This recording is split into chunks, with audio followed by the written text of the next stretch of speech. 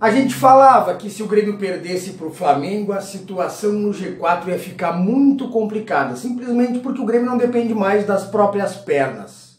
E hoje à noite, todo gremista vai ter que ser, queira ou não, vascaíno.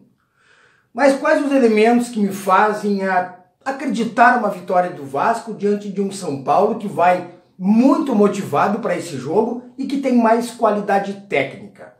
Vamos falar sobre esse jogo, que é importante para a vida do Grêmio. Se o São Paulo ganha hoje, complica demais a questão do G4.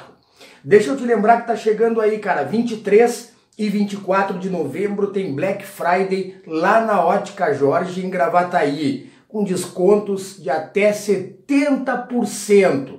Tô falando de 70% de descontos lá na Ótica Jorge, que já é referência em toda a região por preço baixo. Imagina ainda com 70%, 50%, 40% de desconto, 23 e 24 agora, Black Friday da Ótica Jorge, lá em Gravataí, Coronel Fonseca 699, loja 104, passa lá e aproveita essa barbadinha da nossa Ótica Jorge, beleza? Vamos lá.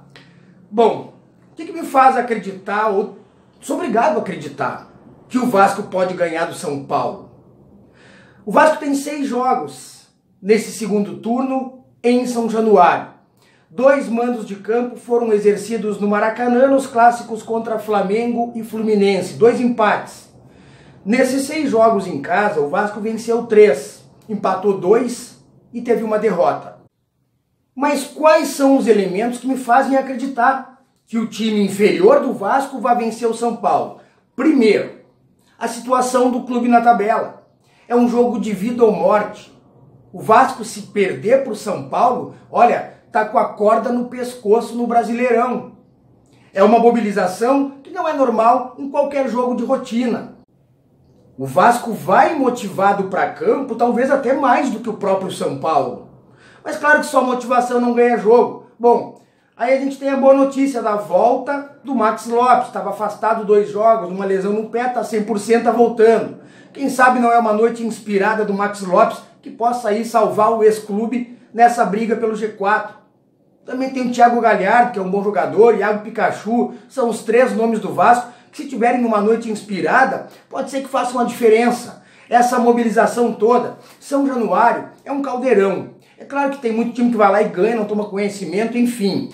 Mas a torcida do Vasco consegue transformar São Januário num caldeirão bem complicado quando a corda aperta, quando a gravata aperta. E é o caso do jogo dessa noite. Eu conheço muito bem São Januário, a pressão é grande.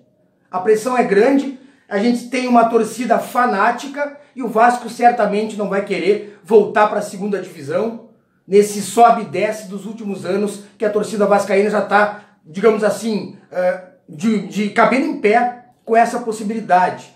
Então a gente tem um estádio acanhado, uma mobilização. Já assisti diversos jogos lá em São Januário, realmente a pressão é grande quando o Vasco precisa, a torcida pega junto, mas talvez não sejam elementos suficientes. O que a gente vai fazer? Tem que acreditar. Eu acredito num crime do Vasco hoje, lamento ter que estar torcendo para o Vasco da Gama, lamento que o Grêmio não dependa mais de si mesmo para permanecer no G4, mesmo com 2 vitórias nas últimas 2 rodadas. Mas é isso aí. Vamos apostar na força da Colina, na torcida do Vasco, na mobilização por um não rebaixamento do Clube do Rio de Janeiro e nesse retrospecto de segundo turno que não é tão ruim assim. 3 vitórias, 2 empates e 1 derrota em São Januário. Vamos lá, o jogo é 8 da noite, eu vou acompanhar, velho, roendo unha, porque o negócio é sério. Se o São Paulo ganha, complica demais a vida do Grêmio nessa busca pela vaga direta à fase de grupos da Libertadores. Grande abraço, tamo junto.